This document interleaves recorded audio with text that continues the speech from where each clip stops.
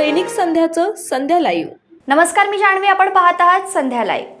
पुरंदर तालुक्यातील वाल्हे येथे विविध सामाजिक तथा राजकीय क्षेत्रातील पदाधिकाऱ्यांसह ग्रामस्थांच्या वतीने महात्मा ज्योतिबा फुले यांच्या 133व्या पुण्यतिथी निमित्त त्यांच्या स्मारकास पुष्पहार अर्पण करून अभिवादन करण्यात आले।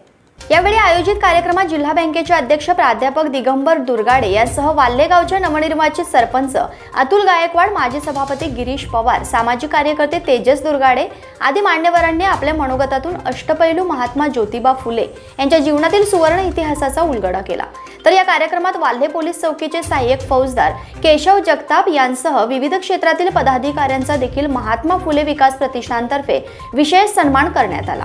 या प्रसंगी वाल्हेचे उपसरपंच अमित पवार, सुकलवाडीचे सरपंच संदेश पवार, वागदरवाडीचे सुनील पवार, युवा नेते सागर भुजबळ, सामाजिक कार्यकर्ते हनुमंत पवार, सत्यवान सूर्यवंशी बाळासाहेब भुजबळ, महात्मा फुले विकास प्रतिष्ठानचे अध्यक्ष संतोष भुजबळ, उपाध्यक्ष महावीर भुजबळ तसेच भाजपचे सचिन लंबाते यांसह आदी मान्यवर उपस्थित होते। या कार्यक्रमाचे प्रास्ताविक दीपक कुमटेकर यांनी केले तर उपस्थितांचे आभार शंकर भुजबळ यांनी मानले। खरं तर आपण पाहतो की महात्म्यांचे महात्मा म्हणजे महात्मा फुले किंवा काही लोक त्यांना क्रांतिबा फुले, ज्योतिबा फुलेंनाच क्रांती, कारण त्यांनी क्रांती केली। समाजाच्या प्रत्येक क्षेत्रामध्ये क्रांती करण्याचं काम महात्मा फुलेंनी त्या ठिकाणी केलं आणि प्रत्येक क्षेत्रामध्ये बंड करण्याचं काम त्या ठिकाणी केलं।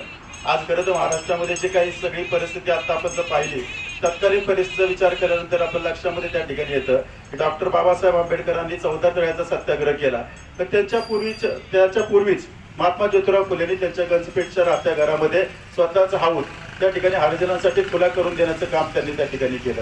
स्त्रियांसाठी 1848 मध्ये पहिली मुलींची शाळा सुरू केली, त्याच्यामध्ये 6 मुली होत्या। स्वतः त्या ठिकाणी टीचर ट्रेनिंग घेतलं, टीचर ट्रेनिंग म्हणजे फक्त शिक्षिका नव्हत्या तर नॉर्मल स्कूलमध्ये त्यांनी त्या ठिकाणी मिचलबाई आणि फेरारबाई अहमदनगरच्या त्यांच्याकडनं ट्रेनिंग घेतलं आणि ट्रेंड अशा प्रकारच्या टीचर त्या ठिकाणी होत्या। हे सगळं प्रत्येक गोष्टीमध्ये त्यांनी क्रांती केली। त्या काळामध्ये धरणाचं पाणी शेताला द्यायचं म्हटलं तर शेतं सगळे सुकून जातील आणि ते वाईट आहे अशा प्रकारची समजूत त्यावेळेस होती। त्यावेळेस मांजरीमध्ये त्या ठिकाणी महात्मा फुलेंची जी काही जमीन त्या ठिकाणी घेतली होती, त्या जमिनीला खडकवासल्याच्या पाटाचं कालव्याचं पाणी स्वतःच्या जमिनीला दिलं। त्यानंतर इस्रायलला जाऊन आपण त्या ठिकाणी ठिबक सिंचनचा विचार करतो, तर त्या काळामध्ये त्यांच्या असणाऱ्या ज्या काही बागा होत्या वेगवेगळ्या प्रकारच्या, त्या बागामध्ये प्रत्येक झाडाच्या पायथ्याला त्या ठिकाणी मोठं गाडगं ठेवलं जायचं, त्या गाडग्यामध्ये पाणी ओतलं जायचं आणि ते पाणी झिरपून त्या ठिकाणी चांगल्या प्रकारचं त्या ठिकाणी पिकं घेण्याचा प्रयत्न केला जायचा, फळबागा घेण्याचा प्रयत्न केला जायचा। विलायती वळू आणले पाहिजेत म्हणजे आपल्याकडल्या गायींना चांगल्या प्रकारचं दूध त्या ठिकाणी मिळेल अशा प्रकारचा विचार करणं। ती पुन्हा कमर्शियल अँड कॉन्ट्रॅक्टिव्ह बिल्डिंग कंपनी नावाची कंपनी होती, जे सोन्याचे दागिने किंवा चांदीचे दागिने तयार करण्यासाठी ज्या मुशी लागतात त्या तयार करण्याचं काम त्या ठिकाणी महात्मा फुले करत होते। येरवड्याला सिमेंट असेल, त्या ठिकाणी चुना असेल, दगड असेल, येरवड्याच्या पुलाला ते पुरवण्याचं काम त्यांनी केलं।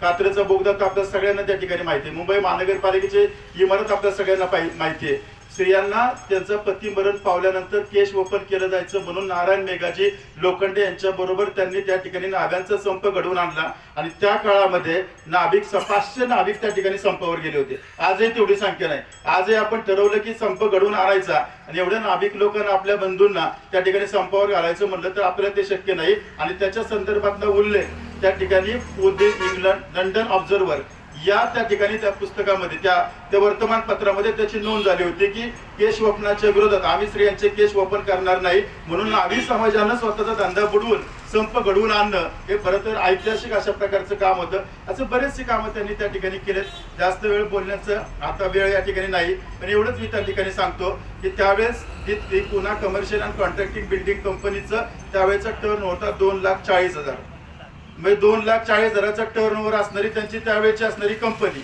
आणि याच्यावरून आपल्याला कल्पना येणार नाही, पण त्याच वर्षाचा जमशेदजी टाटा कंपनीचा टर्नओव्हर होता 20,000 रुपये आणि महात्मा फुलेंच्या कंपनीचा टर्नओव्हर होता 2,40,000 रुपये।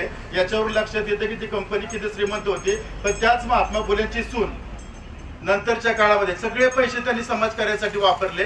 औषधा पाण्या वाचून त्यांच्या सुनेला त्या ठिकाणी सोमेश्वराच्या मंदिराच्या पायथ्यावरती औषध करून मरायची पाळी त्या ठिकाणी आली. त्यांनी पैसे कमवून ठेवले नाही. आजही आपण पुण्यतिथी साजरी करतो, त्याचं कारण ते आहे. म्हणून मी एकच या निमित्तानं सांगतो, बरंचसं काय महाराष्ट्रामध्ये आताच्या परिस्थितीमध्ये चाललं असलं, आपण सगळ्यांनी एकोपा टिकवला पाहिजे, एकमेकाबद्दल आदर केला पाहिजे, एकमेकाच्या बद्दलच सगळ्यांना सहानुभूती पाहिजे आणि सगळ्यांचं चांगलं व्हावं अशा प्रकारची भूमिका घेऊन चाललं पाहिजे. छत्रपती शिवाजी महाराजांचा पहिला पोवाडा रचण्याचं काम कुणी केलं तर ज्योतिराव फुलेंनी केलं. रायगडावरती असणारी छत्रपती. प्रतिनिधी सिकंदर नदाफ, पुरंदर. महाराष्ट्र तसेच पुणे जिल्ह्यातील महत्त्वाच्या बातम्या पाहण्यासाठी संध्या लाईव्ह न्यूज चॅनलला यूट्यूबवर सबस्क्राईब करा आणि बेल आयकॉन प्रेस करा.